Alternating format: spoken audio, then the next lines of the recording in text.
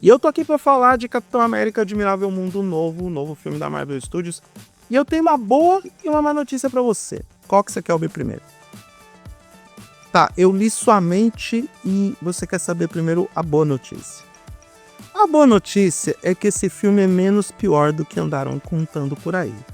Porque teve uma galera que ficou criticando esse filme antes mesmo dele estrear, sem assistir, faltando só no trailer, fazendo aquele tipo de análise subjetiva apenas por questões que não estão diretamente ligadas à qualidade, à estrutura de roteiro, à interpretação dos atores, à narrativa dos personagens. Sabe, aquele lance da melanina, né? É meio desagradável você hoje em dia ser contra, por exemplo, um Capitão América negro. E é desagradável. E o problema desse filme, e aí já vem a má notícia, é que todo o problema dele não tá no fato do Capitão América ser negro. O problema é outro. Na verdade, os problemas são vários. Mas essa boa notícia eu queria dar logo de cara. É um filme menos pior do que eu imaginava. Pintaram ele como um filme horroroso, terrível, horrível. Não, ele não é. Ele é um filme assistível, eu não fiquei com sono nem cansado ao longo de 2 horas, eu não fiquei olhando para o relógio enquanto o filme estava rolando, mas ele é um filme problemático, genérico e que deixa reflexões para a Marvel que tem que repensar a vida mesmo. Eu sou Eduardo Moreira e esses são os meus 5 centavos sobre Capitão América Admirável Mundo Novo. Se você gostar do que vai ver nesse vídeo, se inscreva no canal, dê o like, compartilhe o conteúdo e é isso, faça todo o mise-en-scène possível e imaginável. Bom, a história mais ou menos vocês já sabem pelos trailers, mas existem alguns elementos que são melhor explicados ao longo do filme, como por exemplo as motivações dos personagens centrais, por que agora o senhor Thaddeus Ross, que é o atual presidente dos Estados Unidos, decide remontar os Vingadores. E é meio estranho aqui, logo de cara, que a gente vê uma certa dualidade no Comandante Ross, agora interpretado pelo Harrison Ford, agora presidente dos Estados Unidos, que ele não é mais a mesma pessoa do passado, mas o passado volta a buscar ele para poder justificar todo o conflito de presente. Que ele agora é um homem mudado, mas ele deixou que as coisas acontecessem até o ponto da ameaça ou do responsável pela ameaça aparecer e criar essa situação de conflito. Porque, caramba, o cara é presidente, depois de quase 100 dias de mandato, as coisas explodem, e ele não fez absolutamente nada para cortar o mal pela raiz, pelo mesmo motivo que qualquer político faria a mesma coisa, que é não deixar o passado vir à tona.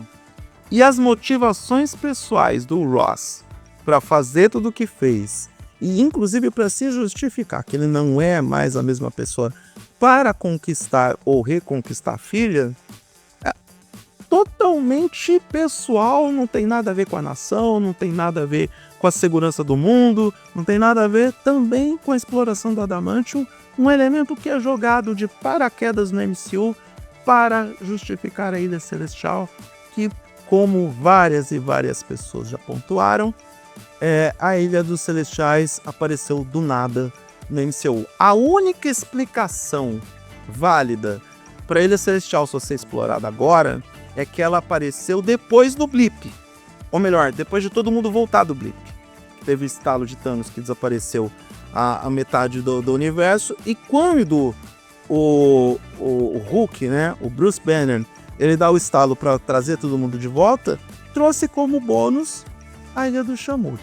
Agora que aquela ilha tem uma função prática na Marvel, e só isso agora justifica a existência do filme Eternos dentro do cânone da MCU, porque se depender de Kevin Feige e da Marvel Studios, a gente não vai ter um segundo filme dessa saga, é que temos essa ilha, a Ilha dos Celestiais, como algo válido, já que agora eles vão explorar o Adamantium, ou pelo menos a disputa central do filme é para isso, e que venham aquelas pessoas, aqueles alterados que contam com o Adamantium no corpo. Vocês sabem de que eu estou falando. Então, o motivo para o conflito inicial do filme, ele é pessoal. E aí, aí que tá os problemas, né? Porque por motivação pessoal, de novo, sabe? Motivo torpe para ter o conflito, tanto o que inicia o filme quanto aquele que conclui o filme. Porque, e eu não quero dar spoiler, tá? Esse filme ele tem a reciclagem de uma mecânica para a criação de um conflito que é a mesma presente em Capitão América Soldado Invernal e Capitão América Guerra Civil. Exatamente a mesma mecânica de criação de conflito. E aí que está o problema da Marvel. A Marvel começa a reciclar ideias. Isso é diferente do que você usar referências ou informações do que foram apresentados nos outros filmes, ou de coisas que estavam em outras histórias e que foram resgatadas para essa história. Há uma grande diferença entre você usar as referências e ficar reciclando mecânicas, ideias e criação de conflito, resolução de conflito. A resolução de conflito, se você parar para prestar bem atenção em tudo que a Marvel apresentou ao longo desses anos todos e nas características psicológicas dos personagens, você vai sacar rapidamente como que o conflito de Capitão América Admirável Mundo Novo será resolvido. O conflito final, não o conflito inicial e do meio, porque o filme consegue colocar 3 conflitos em um conflito só. E mais uma vez, a gente tem como a força motriz desse conflito alguém que, em teoria, tinha todos os cenários desfavoráveis, que não estava em condições de desenvolver tudo isso e que, neste caso, recebeu de bandeja todos os recursos para construir o conflito da forma como nós testemunhamos no filme. E aí é problema de roteiro, é problema de desenvolvimento do roteiro, desenvolvimento da história de Admirável Mundo Novo. Tem esses problemas. Tem o problema da execução dessa narrativa. E aí eu só posso crer que a Fórmula Marvel realmente se esgotou. Tá faltando pro Kevin Feige e companhia entender que a galera cresceu. O público da Marvel cresceu. Que não dá só pra ficar jogando na cara da galera aquele conflito inicial, o desenvolvimento de uma trama que para muitos vai ser longuíssima, porque não que nada se conecte com nada, mas algumas coisas acabam sendo meio óbvias. Não é uma trama tão elaborada assim, porque, de novo, o elemento que acaba resultando, causando o conflito, ele é um elemento que já foi utilizado em outras narrativas. Só teve uma pequena variante do que faz aquilo se resultar em um efeito de coletivo, porque agora é um efeito de coletivo e não individual. Tô tentando não dar spoiler. O Tadeusz Ross, o presidente Ross virar o Hulk vermelho, isso tá no trailer do filme. E aí a gente se pergunta, será que realmente o presidente Ross precisava virar o Hulk vermelho? Será que a Marvel, entre aspas, não gastou um cartucho de forma desnecessária?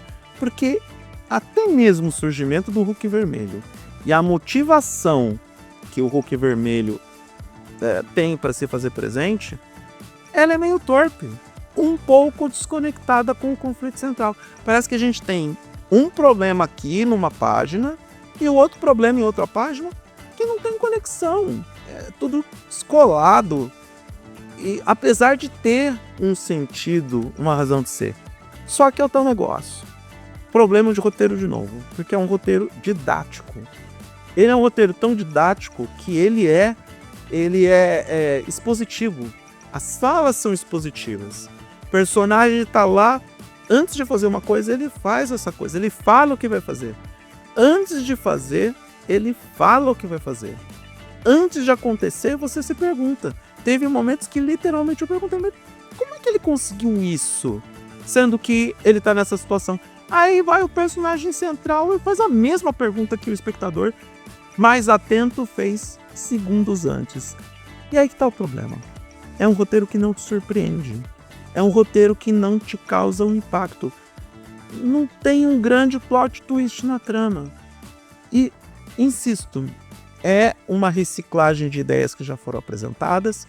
É um formato que se repete.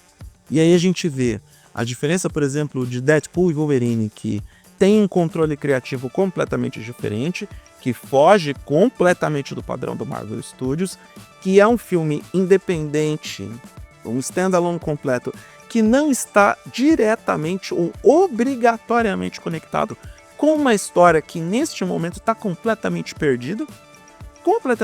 A saga do multiverso virou um barata voa, e aí que a Marvel tem que realmente começar a repensar o que vai fazer da vida.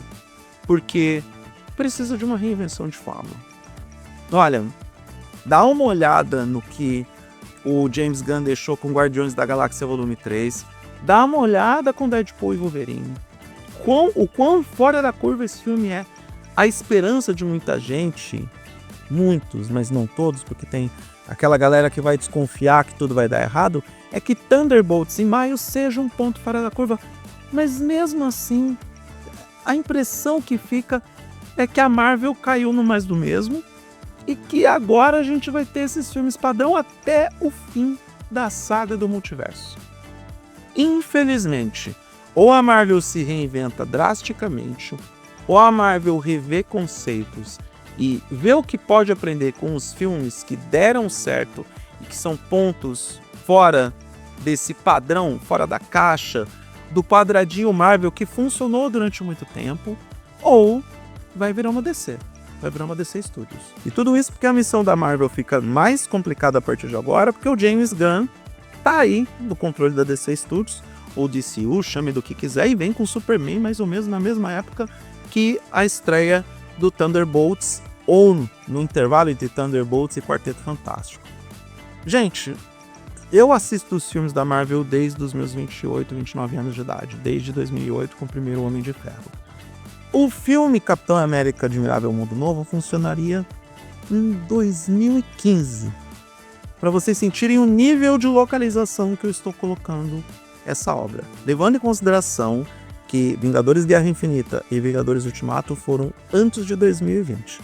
Eles levaram 10 anos para chegar no ápice. Então, em 2015, talvez o Admirável Mundo Novo funcionasse. Ele não é um filme horroroso. Ele não é um filme ruim. Sistematicamente ruim ele não é. Ele tem problemas de roteiro, tem problemas de desenvolvimento de personagens, tem problemas de desenvolvimento de argumento. Muitas coisas ali não precisavam existir argumentativamente falando. E a gente olha para aquilo tudo e pensa, putz, isso aqui é desnecessário. Tem alguns exageros gráficos, não é mesmo, Sr. Sam Wilson? Mas, de novo, o Capitão América preto passa bem longe de ser o problema desse filme.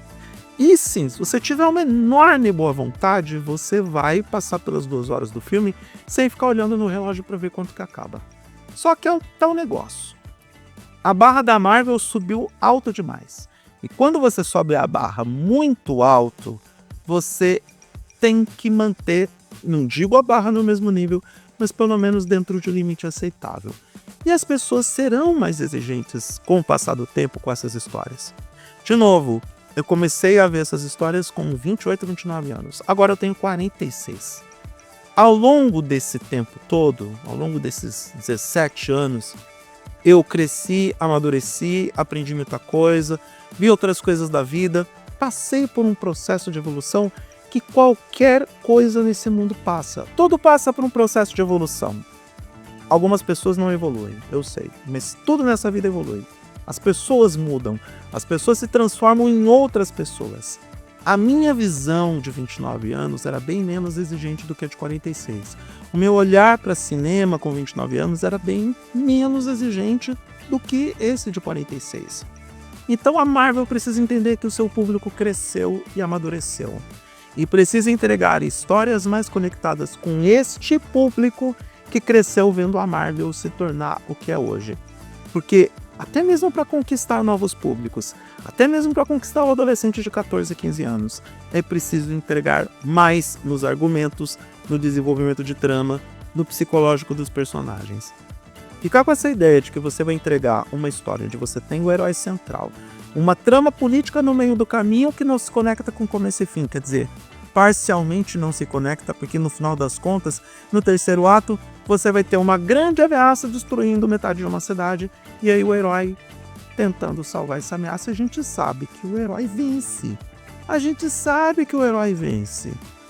E no caso do Capitão América, deste Capitão América, o final, meu Deus. O final, só pra dar uma dica, não é spoiler. Se você assistiu todos os filmes dos Vingadores, principalmente Vingadores Era de Ultron, você sabe como que o Sam Wilson vai resolver o problema de Capitão América Admirável Mundo Novo. Se você assistiu a terceira temporada de What If, que tem como personagem central ou protagonista o próprio Sam Wilson como Capitão América, você tem um spoiler de como vai terminar o Capitão América Admirável Mundo Novo, como solução do maior conflito do filme. E aí tem gente que vai comparar essa resolução com o Salve a Marta do Batman vs Superman. Sei que isso vai decepcionar muita gente, mas é até crível diante do que a Marvel entregou. Eles estabeleceram a regra lá atrás, e aí a gente tem a repetição da resolução do conflito agora. Eu não vou dizer que foi ruim, também não foi tão bom assim. Capitão América Admirável Mundo Novo é um filme até que assistível. Não espere muito dele, que você vai ter algumas recompensas. E a recompensa que você vai receber é que ele não é horrível. Mas ele é o filme genérico, ele é o filme padrão da Marvel.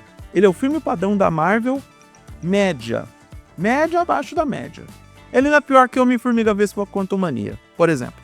Já é um parâmetro para você ter um ponto de partida para decidir se vai ou não assistir esse filme nos cinemas.